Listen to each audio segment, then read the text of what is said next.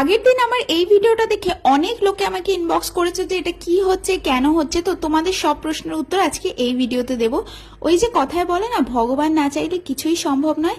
ভগবান নিজে চেয়েছিলেন যে তিনি আমার বাড়িতে এসেই থাকবেন, তার জন্যই এটা কিন্তু পসিবল। এবার তোমাদের ব্যাপারটা বুঝিয়ে বলছি। এখানে যে অনুষ্ঠানটি হচ্ছে এটাকে বলা হয় নবকলেবর। নব মানে হচ্ছে নতুন, আর কলেবর কথার অর্থ হচ্ছে দেহ, মানে হলো ভগবানের নতুন দেহ ধারণ।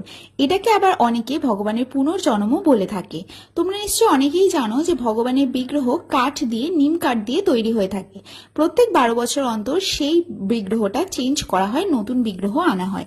তো আমার বাড়ির কাছে যে জগন্নাথ দেবের মন্দিরটা ছিল, সেখানে যে মূর্তিটি অবস্থিত ছিল তার 12 বছর পূর্ণ হয়, এবং এই বছর 11ই জুন মানে ভগবানের যেদিন স্নানযাত্রা ছিল সেই দিন ভগবানের নতুন বিগ্রহ আনা হয়। নতুন বিগ্রহে স্নানযাত্রা অনুষ্ঠানটি করা হয় এবং পুরনো বিগ্রহ থেকে নতুন বিগ্রহতে প্রাণ স্থাপন করা হয়। এবার যখন এইভাবে নতুন বিগ্রহতে প্রাণ স্থাপন করা হয় তখন কিন্তু পুরনো বিগ্রহটাকে এভাবে সমাধিস্থ করা হয়।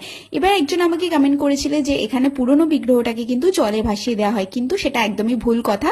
পুরনো বিগ্রহটাকে কিন্তু এভাবেই সমাধিস্থ করা হয়। তোমরা যদি কোনোদিনও পুরী গিয়ে থাকো, সেখানেও ভগবানের সমাধি রয়েছে, তোমরা সেখানে গেলেও দেখতে পাবে। তারপর শেষবারের মতো সবাই এখানে পুষ্পাঞ্জলি দিয়েছিল। এবার তোমাদের মনে একটা প্রশ্ন আসতে পারে, আমাদের বাড়িতেই কেন এই জিনিসটা করা হলো?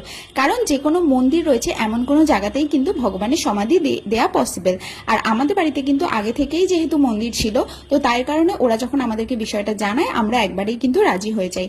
তারপরে দেখো ভগবানকে এখানে রাখার পর সবাই এক এক করে মাটি দিচ্ছে, নিজেই সবাই পছন্দ মতো নিজের হাত দিয়ে এভাবে মাটি দিচ্ছে। আমিও একটুখানি দিয়ে নিলাম।